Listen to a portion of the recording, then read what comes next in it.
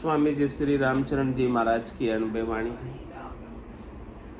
ग्रंथ राम रसायन बौद्ध का प्रथम प्रकरण चल रहा है। महाराज फरमा रहे हैं, राम चरण ये अगम गति नित्य निरंजन रूप, अंजन भंजन होएंगे निरंजन शुद्ध भूप, निरंजन शुद्ध भूप रूप सब उपज खपाणो, जथा अर्थ ये ज्ञान साध बचना सू जानो, तब ही न चे आई है उत्तम जुक्ति अनूप, राम चरण ये अगम गति नित्य निरंजन रूप।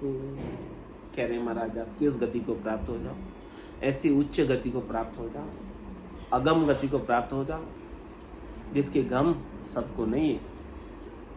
जिसने संतों का, सदगुरु का, केवली भगवंतों का ज्ञान सुना है, उसे ही उस गति की गम है, उस अवस्था की पता है, उस ज्ञान का बोध है।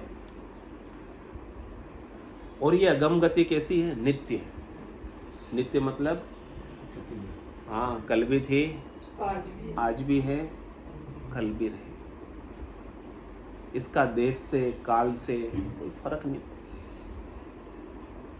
कर्मों से भी इसको कुछ फर्क नहीं पड़ता। काल ही, कर्म ही, ईश्वर ही, मिथ्या दोष लगाए। ये गति जो है काल से परे है, कर्म से परे है, देश से परे है।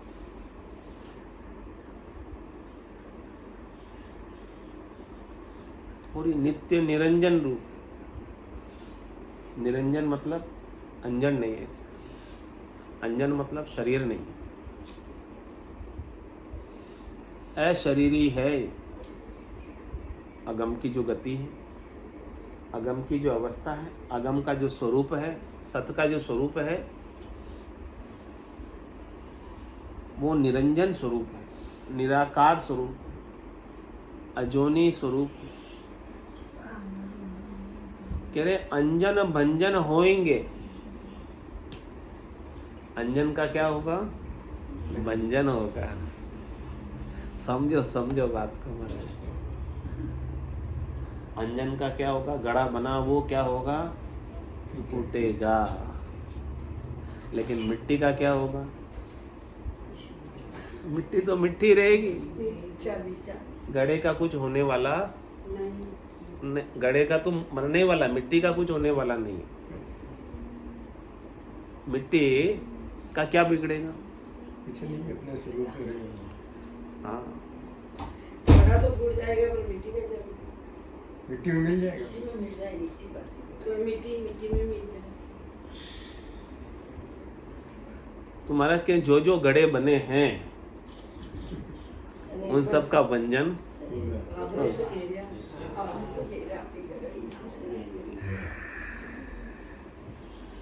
तो जिसने अपने आप को घड़ा माना है वो फूटेगा, और जिसने अपने आप को मिट्टी माना है उसका कुछ नहीं बिगड़ेगा। आई बात समझ में कि नहीं? आ गई। अंजन भंजन होएंगे निरंजन शुद्ध भूप। निरंजन क्या है इसमें? मिट्टी। अंजन क्या है? घड़ा। तो घड़ा तो फूटना, हाँ, लेकिन आप घड़े तो नहीं हो, आप तो मिट्टी हो। आप तो मिट्टी हो ना। आपका स्वरूप तो सत है, उसका तो कभी नाश। ये बात समझ में क्यों नहीं आती है? रोज समझाते हैं फिर भी समझ में नहीं आती।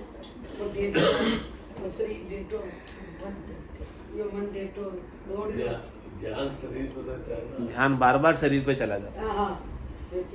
तो महाराज भी यही बात समझा रहे कि अंजन भंजन होएंगे। जो भी शरीर धरा है, आया है सो जाओ सी। राजा रंक फकीर, एक सिंहासन चढ़ चले, एक बंदे जंजी। अंजन भंजन होएंगे, लेकिन निरंजन शुद्ध रूप। तो आप अपनी दृष्टि को बदल दो। अंजन से अपनी दृष्टि को हटाकर, घड़े से अपनी दृष्टि को हटाकर मिट्टी पे कर दो, स्वरूप पे कर दो। तो आपके स्वरूप का कभी नाश नहीं होगा।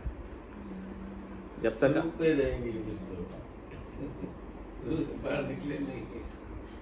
तो अंजन भंजन होएगा निरंजन शुद्ध भूप। जब तक आप निरंजन नहीं बनोगे तब तक आप शुद्ध भूप नहीं हो सकते, शुद्ध राजा नहीं हो सकते। तब तक आप प्रजा ही रहोगे, मांगने वाले ही रहोगे। शरीर धरोगे तब तक मांगने वाले रहोगे, शरीर से सुख की आशा लगाए रखोगे और कुछ ना कुछ सुख मांगते रहोगे। और जब तक मांगते रहोगे तब तक राजा कैसे हो सकते? राजा तो वही है जिसको कभी कुछ नहीं चाहिए, सब हाजिर। निरंजन शुद्ध भूप, रूप सब उपज खपाणो। जो भी रूप है, जो उपजा है, वो खपेगा, नष्ट हो। जो भी उपजा है, उपजे जो सकल विनाश, जो भी उपज रहा है वो विनाश को प्राप्त हो। जो उपजा नहीं है, जो कभी उपजा नहीं, उसकी तरफ दृष्टि करो। जो कभी उपज और खपत में आता ही नहीं, जिसकी उत्पत्ति नहीं है, जिसका अंत नहीं है, जो अनादि है, आदि और अंत नहीं है उसका,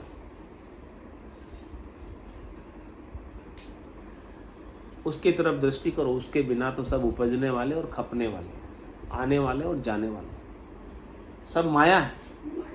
माया आती है, माया ही जाती है।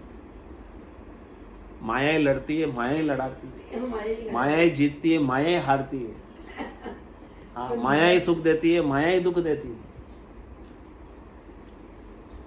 महाराज कह रहे इससे थोड़ा सा ऊपर उठ जाओ।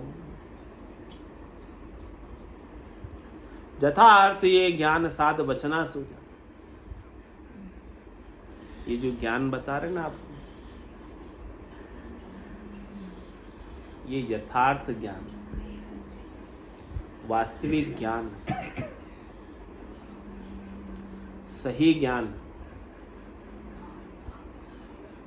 और ये ज्ञान आपको अन्यत्र कहीं मिलने वाला है। केवल संतों के, सदगुरु के, केवली भगवंतों के मुखारबिंद से ही ये ज्ञान आपको मिलेगा।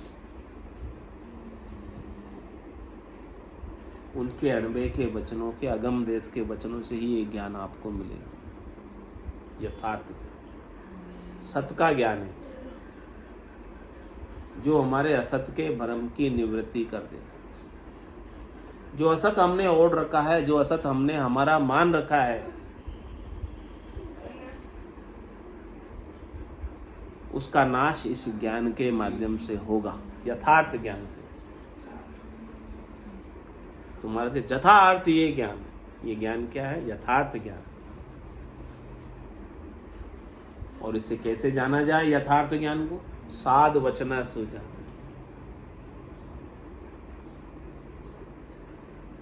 इतने कितने वचन थे यथार्थ ज्ञान को समझाने के लिए कहें, क्या कि आपको यथार्थ ज्ञान समझ आ जाए, वास्तविकता क्या है वो जान जाओ।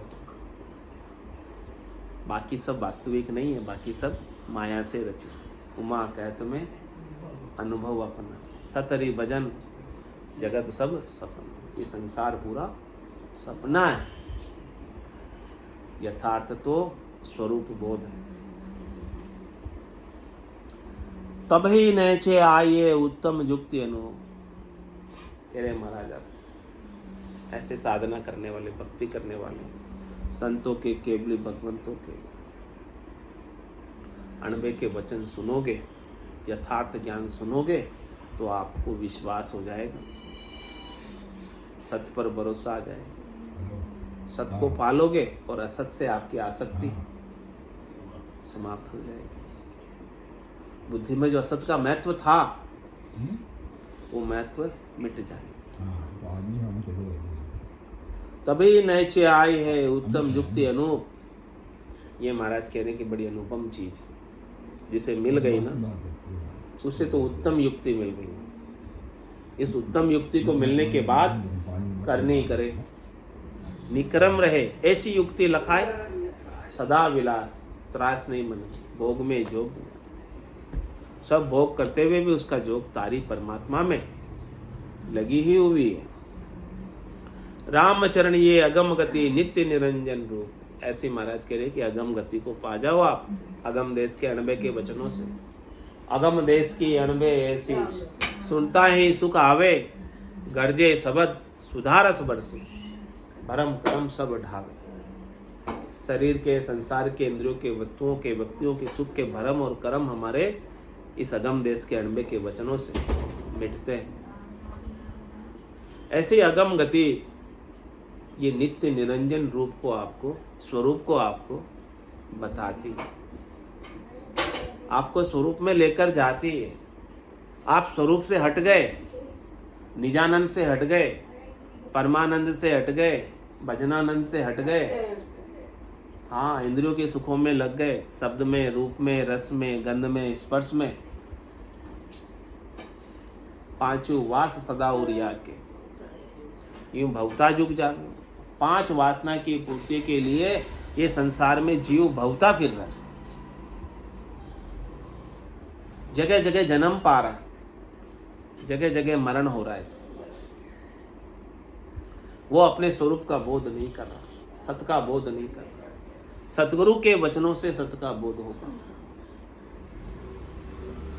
नित्य निरंजन राम की जान गुरा सु होय, गुरा बिना सब लोक में भटक्या लय नहीं कोई, भटक्या लय नहीं कोई, जोय किन वेद पुराना, जाको बूझे जाय करे क्यों और बखाना। राम चरण ताते रहो गुरु बायक चित पोय, नित्य निरंजन राम की जान गुरा सु हो। वो राम जी तो नित्य है, राम जी तो निरंजन है, लेकिन उसकी जानकारी, उनका भेद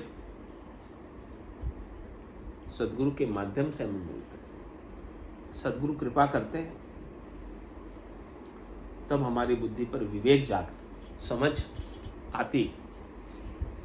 सदगुरु की कृपा के बिना हमारी बुद्धि तो बहुत मोटी बुद्धि है। मोटी बुद्धि में समझ आना, हाँ ऐसी है। लेकिन सदगुरु कृपा कर देते तो आ जाता समझ में।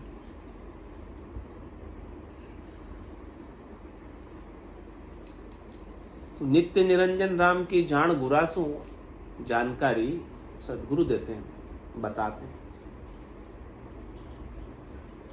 कोई जानकारी बताने वाला मिल जाए तो, मंजिल बताने वाला मिल जाए, रास्ता बताने वाला मिल जाए तो मंजिल तक पहुंच जाते। तो सदगुरु हमें परमात्मा से मिलने का रास्ता बता दे, स्वरूप तक जाने का रास्ता बता दे कि आप स्वरूप तक कैसे पहुंचोगे। भेद दे रहे, गुरा बिना सब लोक में भटक्या लेने। आप पूरी त्रिलोकी घूम कर देख, 3 लोक फिर देखा है लोई, गुरा सारी सरवर अवर न कोई। सदगुरु के समान दूसरा मुझे कोई दिखा नहीं। 3 लोग भटक कर देख लिया, 3 लोग फिर कर देख लिया। ऐसा अमर कर देने वाला ज्ञान, निश्चिंत कर देने वाला ज्ञान, निर्भय कर देने वाला ज्ञान कहीं नहीं मिला। सब जगह कहानी किससे मिलती है? हाँ, कानों के रस मिलते हैं, हाँ नाच गाने मिलते हैं, जिससे मन हमारा मनोरंजन हो जाता है थोड़ी देर के लिए। किसी की फांसी की सजा का ऑर्डर हुआ हो और कहे कि भाई थोड़ी देर ताश खेल ले, तेरा मनोरंजन, मन बहल जाएगा थोड़ी देर। तो भी बची तो आई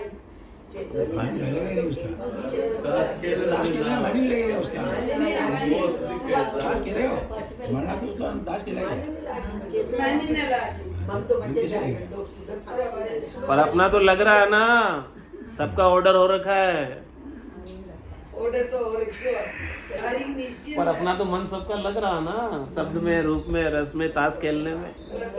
आपका रिटर्न टिकट तो है, फिर भी मन तो लगी ना।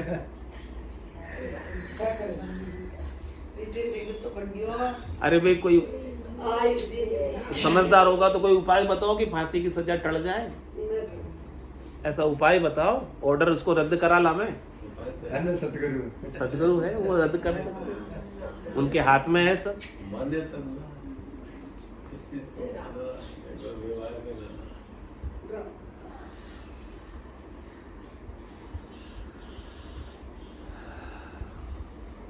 भटक्याल है नहीं कोई जोई किन वेद पुराना। महाराज कह रहे हैं कि भले आप कहीं भी भटक जाओ, देख लो वेदों को, पुराणों को,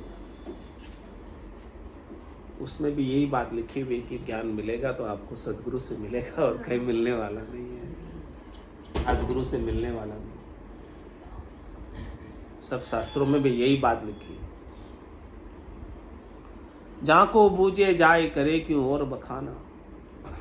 तो महाराज फरमा रहे हैं कि और चीज़ का बखाना आप क्यों करते हो, और चीज़ की सिफती क्यों करते हो, और चीज़ की महिमा क्यों करते हो। जहाँ से आपको सार की चीज़, तत्व की चीज़, खास चीज़ मिलने वाली, उससे जाकर पूछ लो। जहाँ जो चीज़ मिलती है वहीं चले जाओ। जगह जगह क्यों भटकते हो, क्या मिलने वाला है, समय ही खराब होगा। राम चरण ताते रहो गुरु बायक चित्त पोय। इसलिए महाराज कह रहे कि सदगुरु के अनबे के वचनों में अपने चेते को लगा। सब शास्त्रों का सार इसमें है, सब वेदों का सार इसमें है, सब पुराणों का सार इसमें है, रामायण का, गीता का, भागवत का सार इसमें है। निचोड़, तत्व, सत्व सब इसमें है। और कहीं आपको भटकने की जरूरत नहीं है, सबका उत्तर यही आपको मिल जाएगा। तो नित्य निरंजन राम की जान गुरा स्वरूप का बोध सदगुरु ही करा सकते हैं और कोई दूसरा कराने के काबिल नहीं। बोलो राम चरण जय महाराज की जय, राम निवास धाम की जय, सतगुरु देव की जय, सत्य सनातन धर्म की जय, संत भगवान की जय। राम जय राम राम महाराज की राम राम सा राम राम सा राम।